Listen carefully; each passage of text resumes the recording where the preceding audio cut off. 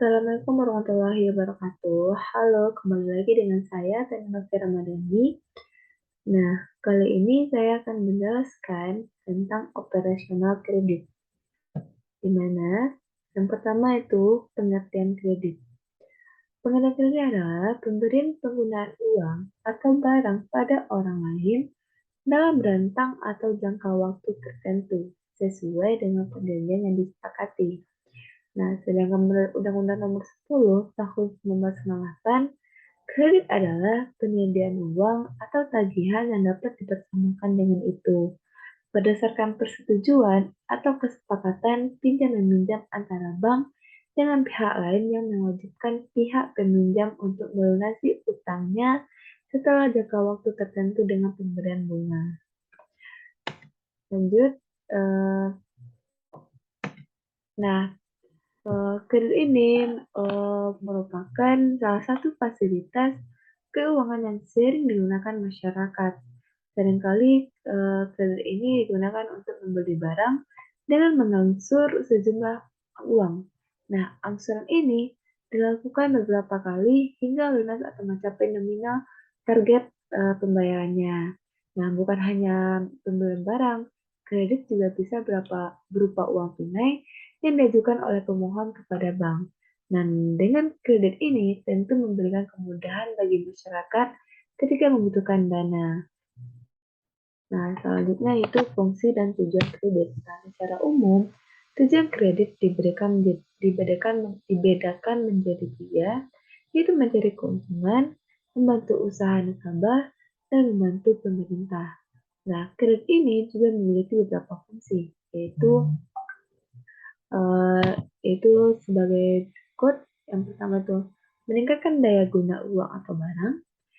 Yang kedua itu meningkatkan peredaran dan lalu lintas uang, meningkatkan peredaran uang, maaf, peredaran uang sebagai alat untuk mendukung fasilitas ekonomi, meningkatkan gairah usaha di masyarakat, meningkatkan tambahan modal pendapatan. Nah, itu fungsi dari kredit tersebut.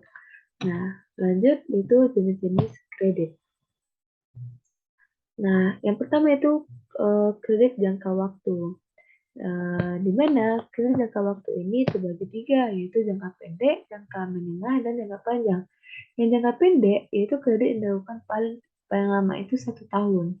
Yang kredit jangka menengah itu dilakukan hingga 3 tahun. Dan sedangkan kredit jangka panjang itu adalah kredit yang dilakukan lebih dari 3 tahun. Nah, yang kedua itu kredit macam, yaitu ada kredit aksep, kredit penjual, dan kredit pembeli.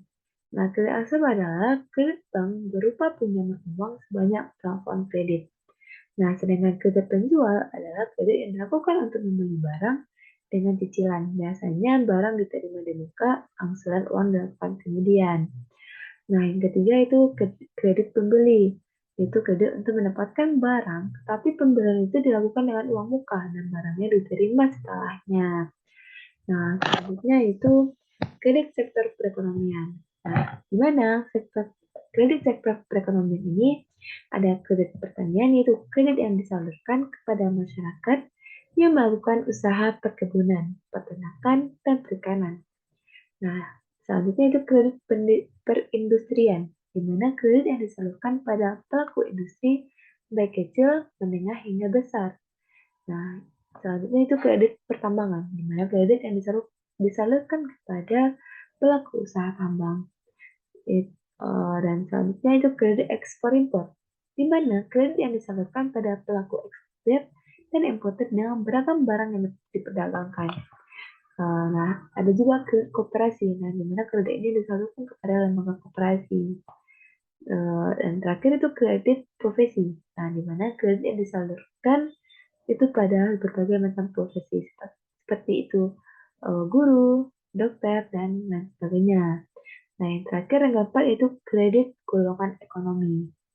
Nah, kredit golongan ekonomi ini ada dua golongan, yaitu ekonomi menengah dan ekonomi menengah dan konglomerat. Nah, di sini jangan bahas satu-satu itu golongan ekonomi lemah. yaitu di mana kredit yang ditujukan kepada pelaku usaha dengan kekayaan maksimal sebesar 600 juta.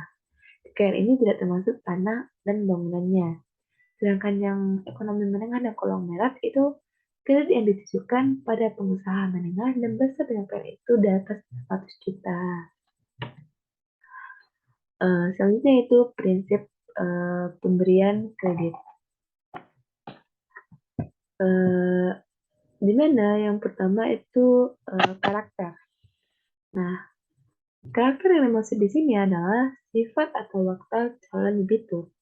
Hal ini dilakukan untuk meyakinkan bank bahwa sifat calon debitur itu benar-benar dapat dipercaya.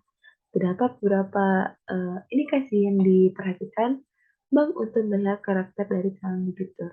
Nah, yang pertama itu apakah calon debitur itu memiliki reputasi yang tidak baik dalam hubungannya dengan masyarakat, rekan bisnis, dan bank. Dan yang kedua itu apakah debitur memiliki hubungan yang tidak baik dengan pihak lain. Dan yang ketiga itu apakah debitur berganti ganti supplier dan tidak mendapatkan fasilitas hutang dagang. Nah, hal ini merupakan indikasi bahwa debitur tidak dapat dipercaya karena sering ingkar janji. Nah, yang kedua itu capacity atau kapasitas.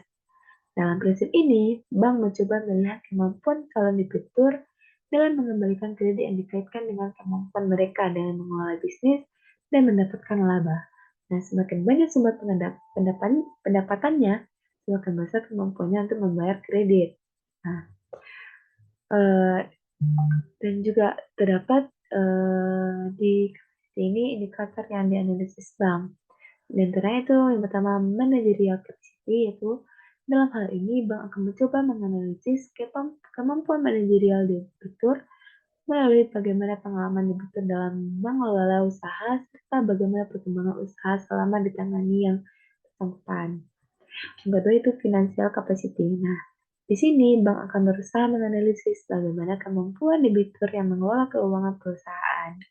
Yang ketiga itu technical capacity. Nah, yang dimaksud di sini adalah eh, eh, analisis proses produksi. Nah, bank akan mengidentifikasi risiko pada proses produksi untuk melihat eh, adakah hal-hal yang mengganggu keberlangsungan usaha dan apakah secara bisnis perusahaan mengalami kendala ketidakpastian supply bahan baku. Nah, selanjutnya itu ketiga prinsip pemberian kredit ada kapital. Nah, pada prinsip ini, bank akan melihat kecukupan modal yang dimiliki calon debitur akan menjalankan usahanya. Nah, biasanya bank tidak membiayai 100% suatu usaha, sehingga calon debitur harus menyediakan dana dari sumber lain atau dari modal sendiri. Nah, tujuan dalam prinsip ini adalah untuk mengetahui sumber-sumber pembiayaan yang dimiliki calon debitur dalam usahanya. Nah, yang keempat itu condition. Nah, di mana dalam prinsip ini pihak bank akan berusaha melihat kestabilan finansial dari calon debitur. Nah, tujuannya untuk memprediksi prospek usaha di masa mendatang bersama dengan informasi finansial kapasitas.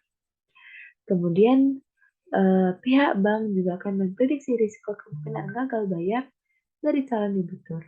Nah, terdapat dua aspek yang dianalisis, yaitu kondisi industri yaitu mikro dan kondisi ekonomi itu makro.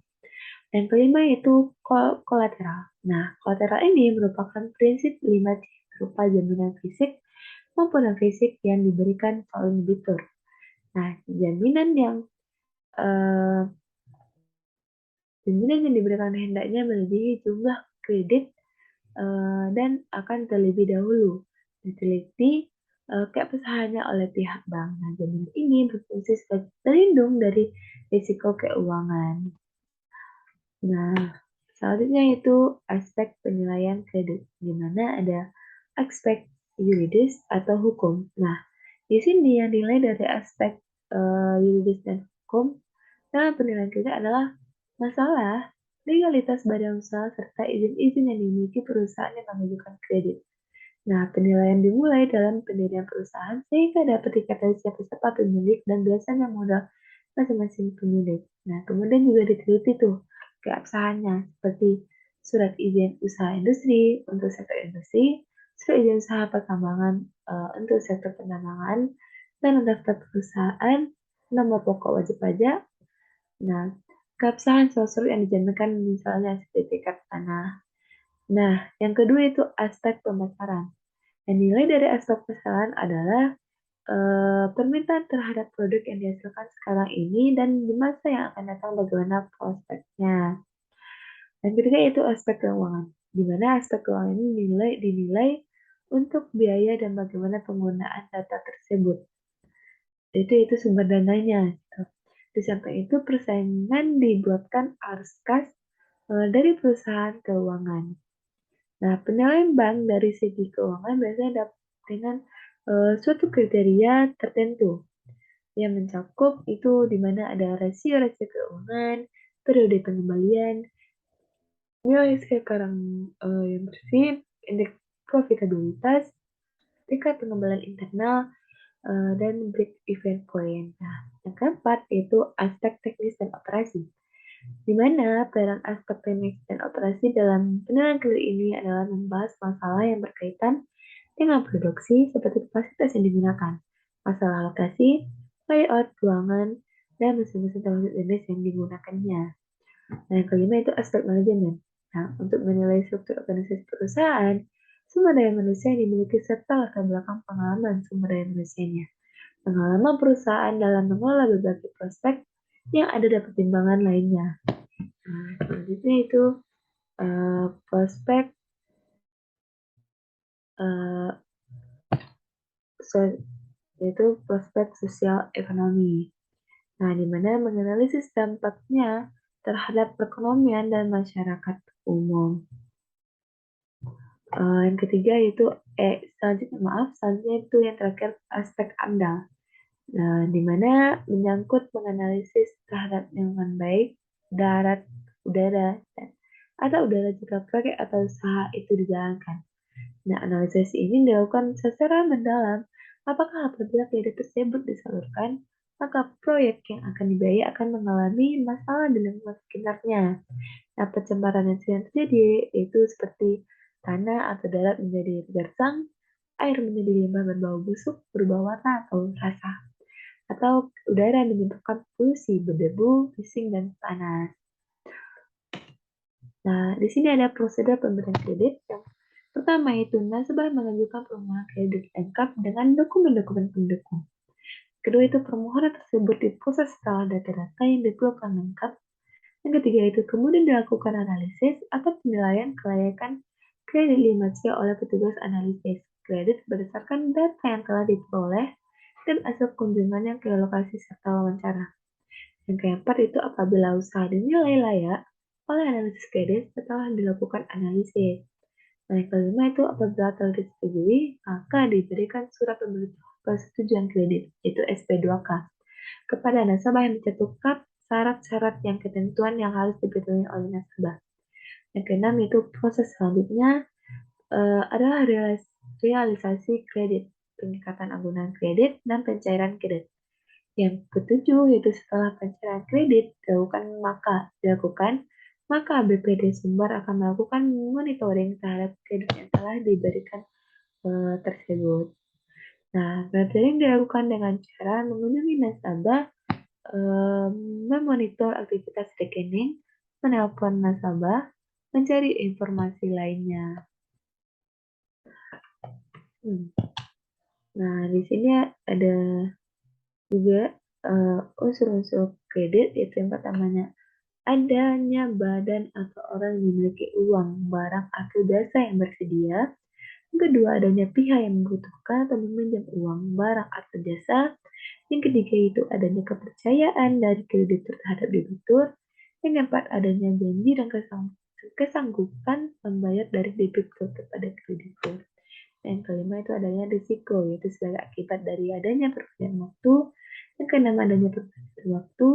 Yang ketujuh itu adanya bunga yang harus dibayar oleh debitur kepada kreditur. Nah, sekian dari materi yang saya sampaikan. Semoga bermanfaat. Assalamualaikum warahmatullahi wabarakatuh.